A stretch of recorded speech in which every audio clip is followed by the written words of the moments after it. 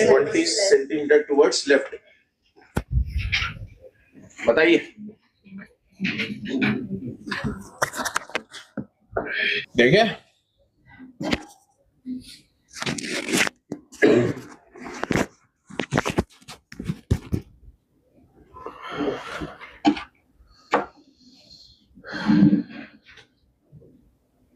तो अभी R1/R2 क्या होगा बेटा, कुछ लेंथ L होगी और यहां कुछ लेंथ 100 माइनस L होगी। तो आप करें R1/L, पहले क्या था R1/R2 या R1/L is equals to R2/100 minus L। तो यहां से R1/R2 कितना हो जाएगा, L/100 माइनस L। मुझे नहीं पता L क्या है। अब क्या हुआ, जैसे आपने इंटरचेंज किया, मतलब आपने R2 लगा दिया या R1 लगा दिया, तो अब क्या होगा बताओ। तो उन्होंने क्या बोला, उन्होंने बोला कि ये कितना शिफ्ट हो गया, किधर, इधर शिफ्ट हो गया। तो जो पहले L था उसमें से L -20 हो गया, और ये कितना हो जाएगा बेटा, ये 100 माइनस L प्लस 20 हो जाएगा।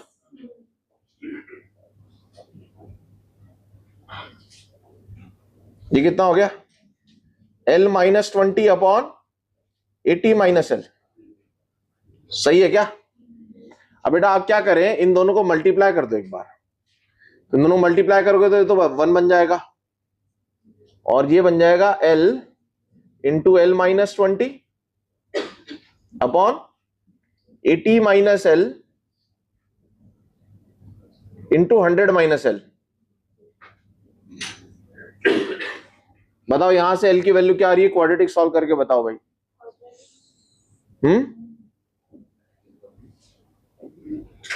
मैं ही करूं, मैं ही करूं क्या भाई। करो बेटा, क्वाड्रेटिक सॉल्व करो, get the L। If you get the L, put L here, L/100 minus L answer होगा, खत्म।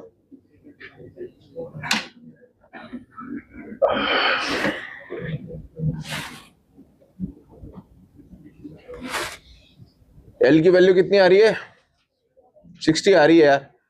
ये तो एक काम, L को निकालने का एक तरीका और हो सकता था।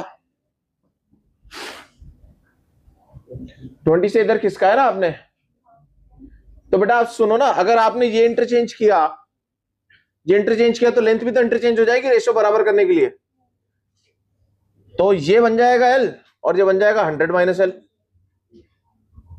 बोलो, ये तो सही है, इसमें गलती नहीं है कोई, पर इससे बेटर हो सकता है R1/R2 पहले कितना था, L/100, अभी R2/R1 कितना होगा, 100 माइनस L। अब मुझे बताओ 100 माइनस L जो हुआ वो कैसे मिला मुझे, सर L में से 20 घटा के। अरे बताओ, अरे यार अच्छे क्वेश्चन है ये। 100 माइनस L कैसे मिला मुझे, इधर खिसका के मिला ना, L में से 20 घटा के। कितना आ रहा है यहां से L बताओ। अबे 40 नहीं आ रहा है यार, 120 हो रहा है, ये 60 आ रहा है। ये आ गया L, आंसर हो जाएगा 60/40। 100 माइनस 60 40। बेटा एक बार में नहीं समझ में आएंगे क्वेश्चन। 3/2 is the answer. किसी से बना था ये, ठीक, समझ में आया इंटरचेंज वाला। अगर आपने R को इंटरचेंज किया तो लेंथ भी इंटरचेंज हो जाएगी।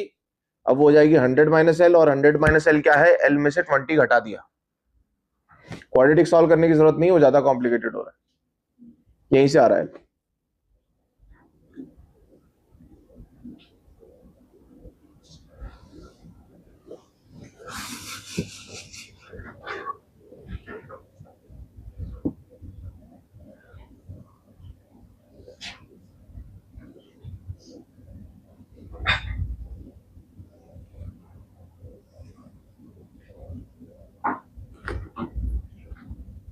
बेटा वायर जो है ना, ये नॉन यूनिफॉर्म क्रॉस सेक्शन की वायर है।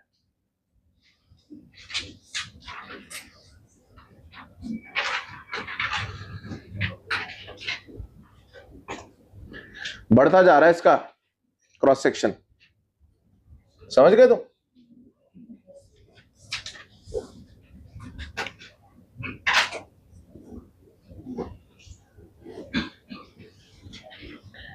बना लो इसको, डायग्राम को।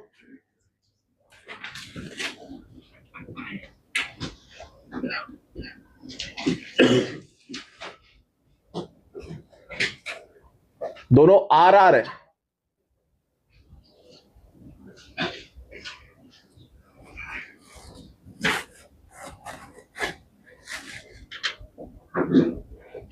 ठीक है। क्वेश्चन ये है, what will be the value of balancing length.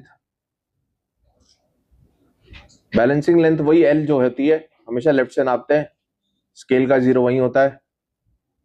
What will be the value of balancing length. First option L greater than 50 centimetre, second L less than 50, और तीसरा एल इक्वल्स टू 50। बताओ भाई कौन सा होना चाहिए? है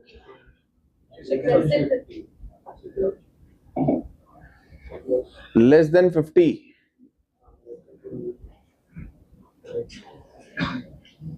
कैसे बेटा? आपको क्या करना है, दोनों रेजिस्टेंस बराबर है तो यहां के रेजिस्टेंस भी बराबर होने चाहिए। बताओ ये लेंथ आती कैसी थी? रेजिस्टेंस से तो आती थी, तो यहां के पार्ट का आर और यहां के पार्ट का आर बराबर होना चाहिए। ये तो लॉजिक था, सही है। अब मैं ये कह रहा हूं कि इसमें करंट तो सेम रहेगा, आई बताइए, आई विल बी सेम। हमने क्वेश्चन भी किया था एक ऐसा, क्रॉस सेक्शन एरिया जिसमें बदल रहा था, आई सेम रहेगा। तो मुझे बताओ बेटा कि V is equal to R I, और R क्या होता है? रो एल बाय, सही है। V is equal to R I भी मेरे साथ सोचने की जरूरत नहीं पड़ेगी अपने। मटीरियल सेम है, बताओ, तो रो तो सेम है। बताइए बेटा, अगर अब आपको R को सेम करना है तो L is proportional to A। बताओ यार, तो जहां एरिया कम है वहां लेंथ भी कम होगी, यही सही बोल रहा हूं ना मैं? सेम रेजिस्टेंस करने के लिए अगर मुझे एरिया जहां जिस रीजन में कम है एरिया, वहां पे कम लेंथ में ज्यादा रेजिस्टेंस बन जा रहा होगा। बताओ यार, बोलो। तो मुझे बताना बेटा, मैंने यहां पर क्या कर दिया, आर भी सेम कर दिया, रो भी सेम कर दिया, एल इज प्रोपोर्शनल टू ए। तो मुझे समझ में आ रहा है कि कम एरिया वाले जगह पर, यहां कम एरिया है, यहां पर ज्यादा एरिया है। एग्जैक्ट वैल्यू तो निकालनी नहीं है अपने को। ये कम एरिया वाला रीजन है, ये ज्यादा एरिया वाला रीजन है। जहां एरिया कम है वहां कम लेंथ में ही उतना रेजिस्टेंस बन जाएगा, ये कहना चाह रहा है। रेजिस्टेंस सेम करा है मैंने। तो बेटा आप मुझे बताओ कि जो अगर बराबर होता तो बिल्कुल बीच में आता, क्योंकि ये आर आर बराबर है, बिल्कुल बीच में आता, पर क्योंकि कम लेंथ में उतना रेजिस्टेंस बन जाएगा तो यहां शिफ्ट हो जाएगा ये टुवर्ड्स लेफ्ट। तो एल लेस देन 50। बताइए, जहां एरिया ज्यादा है वहां पर क्या होगा? अरे खुद सोचो ना यार, एरिया ज्यादा होता होगा तो रेजिस्टेंस कम हो जाएगा ना यार, मुश्किल होगी ना करंट को बहने में। या एरिया ज्यादा है, रेजिस्टेंस कम बनेगा, तो ज्यादा लेंथ चाहिए होगी उसको बनाने के लिए, उतना रेजिस्टेंस बराबर करने के लिए। या कम लेंथ में उतना रेजिस्टेंस बन जाएगा क्योंकि एरिया कम है। बोलो, L less than 50 is correct answer. ज्यादा लॉजिकल हो गया क्वेश्चन? बताओ, कोई डाउट है तो पूछ लो बेटा। देखो आपके पेपर जो मैंने बनाया है ना इस बार क्या हर बार ही ऐसा है, उसमें आप कितने ही मॉड्यूल के क्वेश्चन कर लो, अगर आप समझ के नहीं करोगे तो आपसे पेपर नहीं बनेगा। और अगर आपने एक क्वेश्चन भी नहीं करा मॉड्यूल का, पर आपने चीजों को समझा है, समझा मतलब समझते हो ना, समझने को क्या बोलते हैं, पढ़ा नहीं समझा, तो आपसे हर एक क्वेश्चन बन जाएगा। तो पेपर आसान है बट लॉजिकल है। सेम क्वेश्चंस नहीं है जैसे आपने करे हैं, ना मॉड्यूल जैसे हैं और ना ही अपन जो क्लास में करते हैं वो हैं। तो बनेंगे कैसे? जितना ध्यान से आपने मेरी बात को सुना होगा, जितना ध्यान से आपने क्लास में ध्यान दिया होगा, डाउट्स पूछे होंगे अगर पूछने हो तो, उतना आपसे क्वेश्चन आसानी से बनेगा।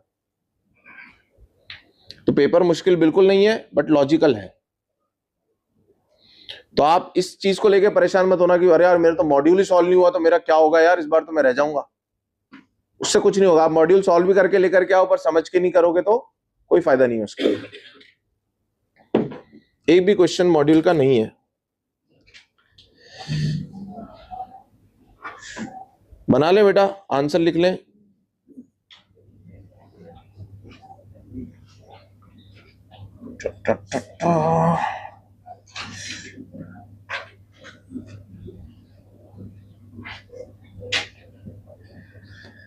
Next question.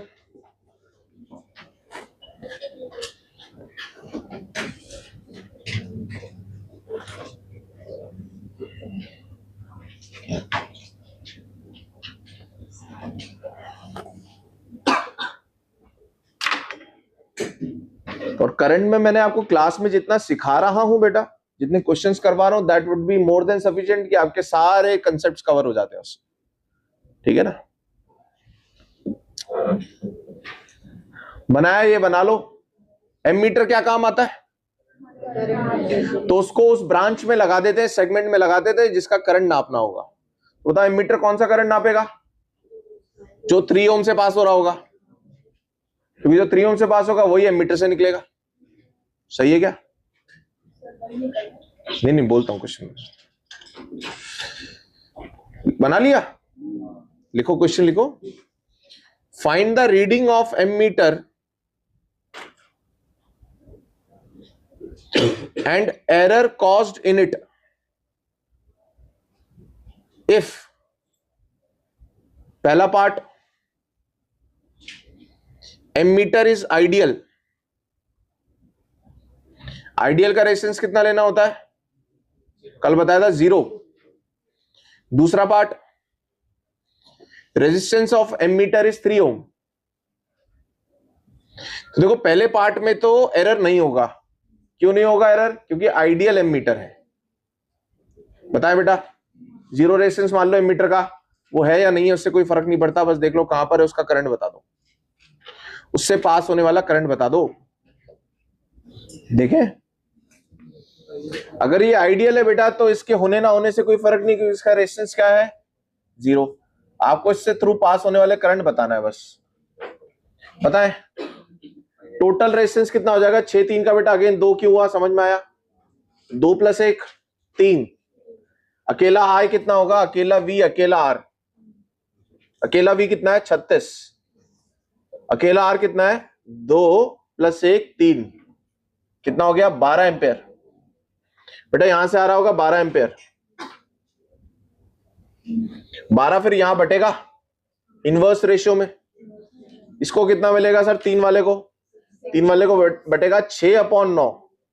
6 टोटल इंटू 12 कितना हो गया? 3 3 जा 3 4 जा 3 2 जा 8 एम्पेयर। पहले का आंसर है 8 एम्पेयर। कितने बच्चों का आया बताओ? सही है भाई। फिर क्या करना है? एरर इज 0 बिकॉज आइडियल है ये। अगले में रेजिस्टेंस कितना बेटा इसका? 3 ओम। अब मुझे बताओ इसको नापना कितना चाहिए था? जो अभी नापा है 8 एम्पेयर, पर जब कुछ और नापेगा वो एरर हो जाएगा। बोलो यार, बताओ बेटा अभी कितना नापेगा? 3 3 6 6 6 3 3 1 4। अकेला करंट कितना?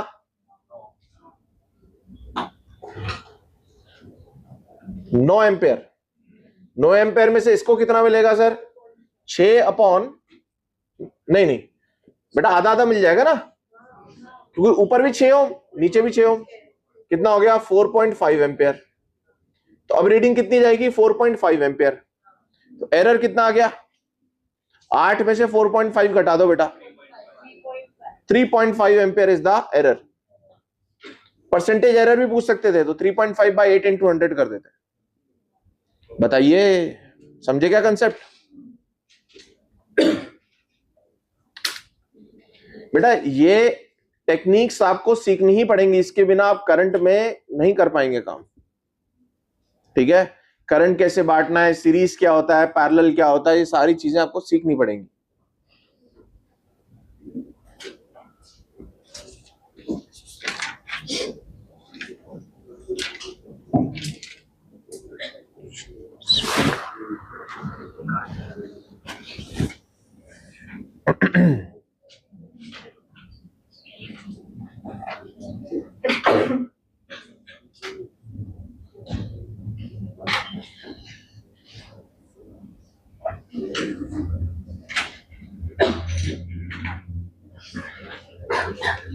अगला डायग्राम ये वाला बनाएंगे। वोल्ट मीटर क्या करता है? वोल्टेज नापता है।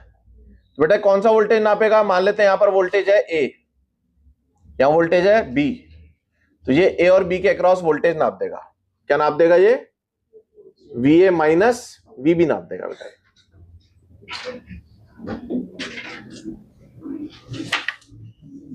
पोटेंशियल डिफरेंस नाप देगा जिन दो पॉइंट्स के अक्रॉस आप इसे लगाओगे।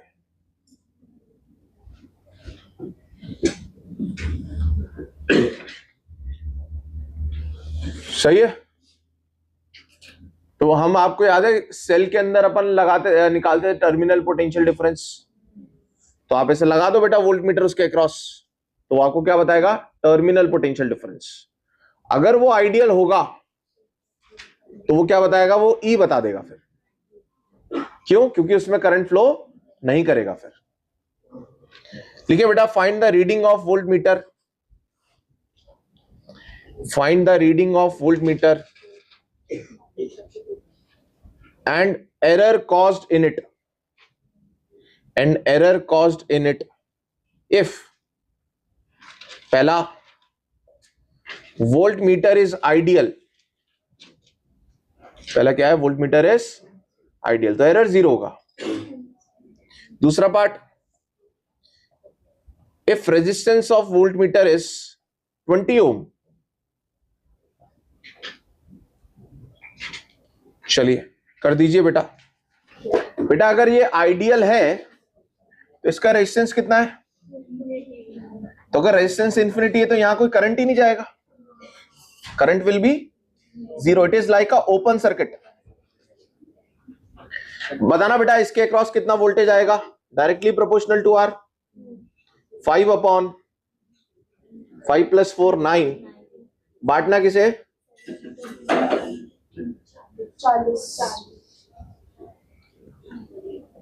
8, सॉरी सर 8, कितना हो गया? 40 वोल्ट। तो बेटा 40 वोल्ट इसके अक्रॉस आएगा, वही इसके अक्रॉस आ जाएगा, पैरेलल में लगता है हमेशा। ये कितना हो जाएगा बताओ? ये भी 40 वोल्ट।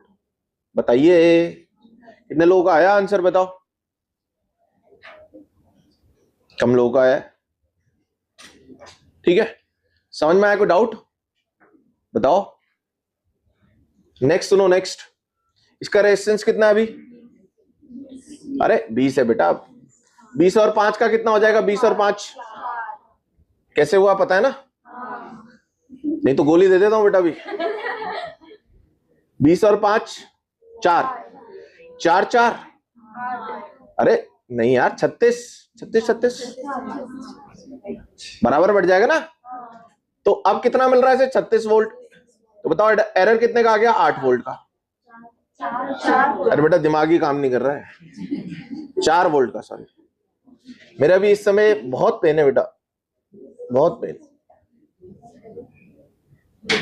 मुझे ऐसा लग रहा है कि कोई एनेस्थीसिया दे दो मुझे और सुला दो,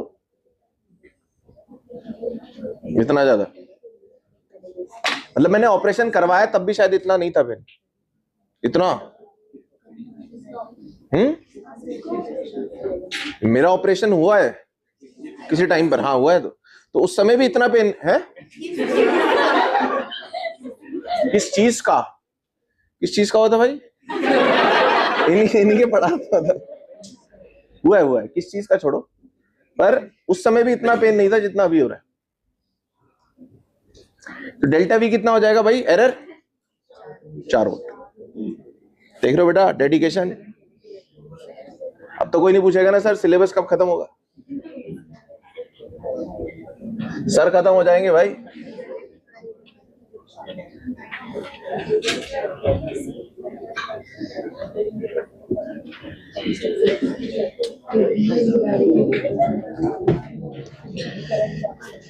देख ले भाई, कोई डाउट है तो बताओ।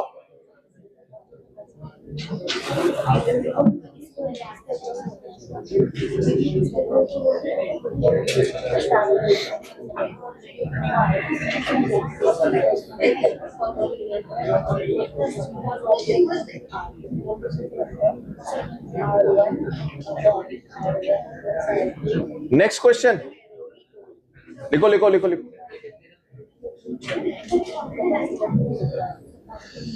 इफ अ गैल्वेनोमीटर, आज समझ गए किस सीक्वेंस में करवा रहा हूं मैं क्वेश्चंस, जिस सीक्वेंस में पढ़ाया। If a galvanometer shows deflection, if a galvanometer shows deflection of one division for 1 ampere, if a galvanometer shows deflection of one division for 1 ampere and has 10 divisions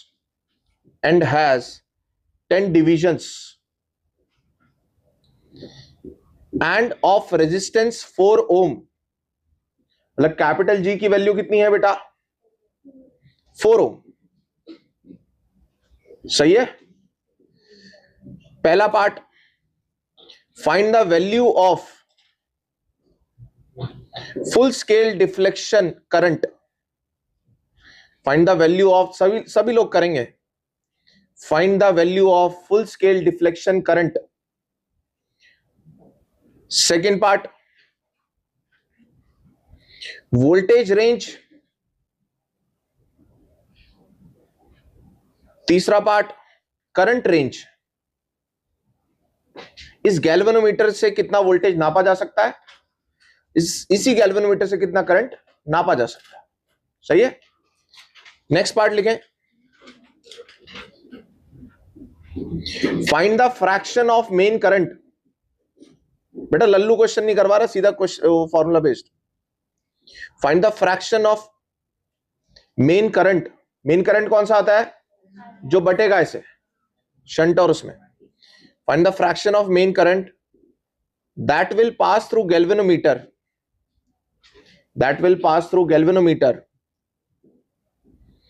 if a shunt of 4 ohm is connected, if a shunt of 4 ohm is connected in parallel with it,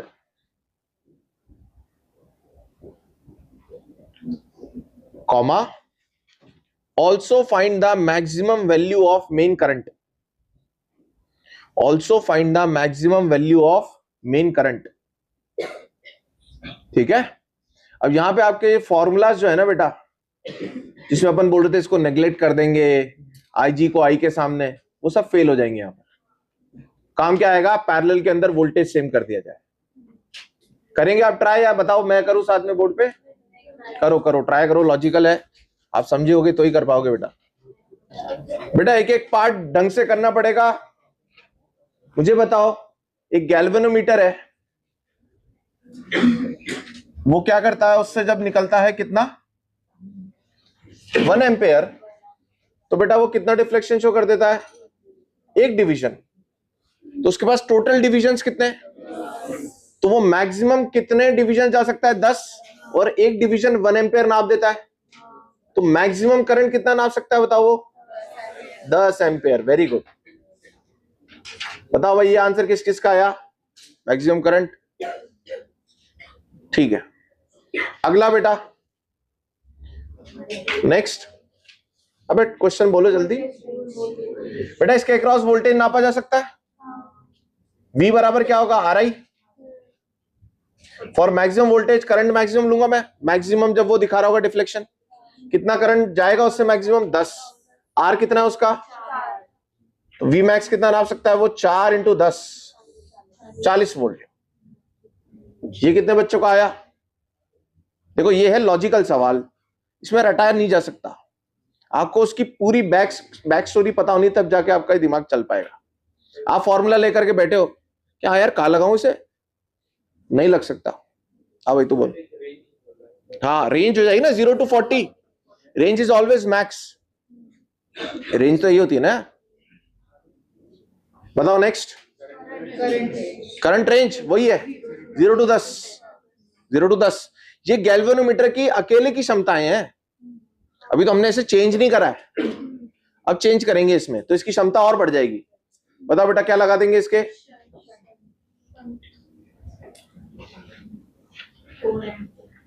कितना? अब बेटा ये 4 ओम है, ये भी 4 ओम है। अब तुम्हारी सारी थ्योरी फेल हो गई कि सर ये तो कम होता है, आईजी होता है, आई में से आईजी माइनस करूंगा तो आई ले, कुछ नहीं है बेटा, फॉर्मूले नहीं लगेंगे। बताओ क्या बराबर बराबर करंट बटेगा? बताओ बेटा, बताइए। तो मुझे बताओ बेटा, अगर बराबर करंट बटेगा इससे मैक्सिमम कितना पास हो सकता है? 10। तो ये भी 10 ही होगा उस समय पर। अरे इससे 10 जा रहा है तो इससे भी तो 10 ही जा रहा होगा। इससे जब 10 जाएगा ये फुल डिफ्लेक्शन शो कर देगा, पर ये 20 को नाप देगा। बोलो यार, शंट लगा के आपने डबल कर दी उसकी रेंज। बोलो, अब इससे 10 जा रहा होगा पर यहां से 20 आ रहा होगा। क्यों बराबर क्यों बटा बेटा? रेजिस्टेंस बराबर। अगर मैं इसको 1 ओम कर देता तो कर सकते हो कैलकुलेशन, कितना बताओ? यहां से 10 जाना चाहिए, यहां से कितना जाएगा बताएं? Inversely proportional 1/4 is equals to, यहां इसका करंट आएगा x, और यहां से मैं 10 पास कराना चाहता हूं, x हो जाएगा 40, यहां से 40 यहां से 10, 50 एम्पियर नाप देगा ये। बताइए मैं क्या बोल रहा हूं, अगर ये 4 ओम की जगह 1 ओम होता तो आंसर क्या होता? तो आप घर पे करिएगा, आंसर होगा 50 एम्पियर, क्योंकि जब इससे 10 पास करेगा तो इससे 40 पास करेगा उस समय पे, और 40 + 10 कितना हो जाएगा यहां पर? 50। तो कितना मेन करंट हो गया? 50 एम्पियर मेजर कर दिया फुल डिफ्लेक्शन के लिए। बताओ यार, लॉजिकल है बात?